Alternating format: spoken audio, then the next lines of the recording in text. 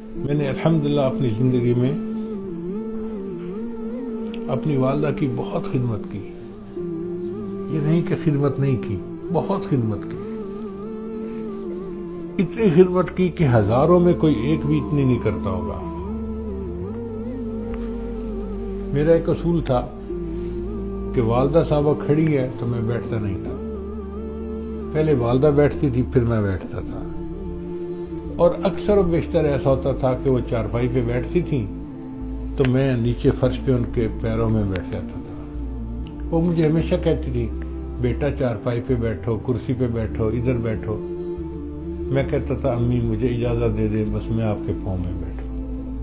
مجھے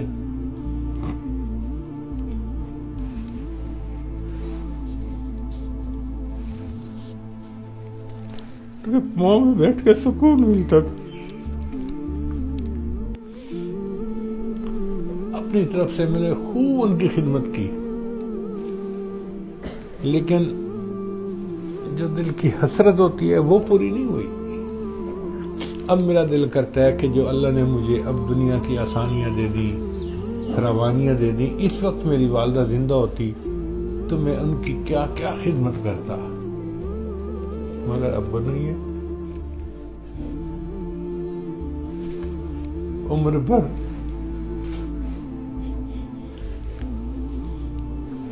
عمر بھر تیری محبت میری خدمت کر رہی.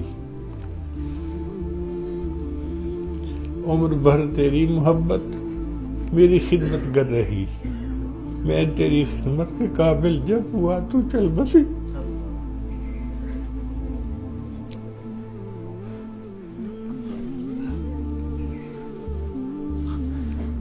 بیٹا جب ماں کی خدمت کے قابل ہوتا ہے تو عام طور پہ ماں باپ چلے جاتے ہیں، پھر موقع نہیں ملتے.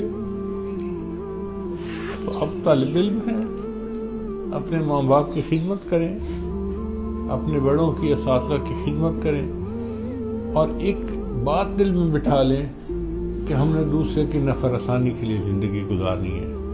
ہماری ذات سے دوسرے کو فائدہ ہونا چاہیے. اچھی نیت ہوگی، ہماری ذات سے دوسرے کو فائدہ ہوگا تو اس پر اللہ تعالیٰ ہماری بخشش فرما دیں گے. آپ خوش نصیب ہیں کہ عمر کے اس حصے میں ہیں کہ آپ کسی استاد کی، کسی شیخ کی خدمت کرنا چاہیں تو آپ کو موقع ملے گا. ماں باپ کی خدمت کرنا چاہیں آپ کو موقع ملے گا. اور یہ موقع ہمیشہ نہیں ملتے. مشہور واقعہ ہے کہ ابراہیم ادھم ایک بادشاہ تھے اور چاہتے تھے کہ میں اللہ کا ولی بن جاؤں. ایک مرتبہ انہوں نے خواب دیکھا کہ کوئی بوڑھا آدمی ہے اور وہ بیٹھا ہوا کچھ لکھ رہا ہے. تو اس سے پوچھا بھئی آپ کون ہیں، کیا لکھ رہے ہیں؟ اس سے کہا میں فرشتہ ہوں اور میں لکھ رہا ہوں ان بندوں کے نام جن کو اللہ جو اللہ سے محبت کرتے ہیں.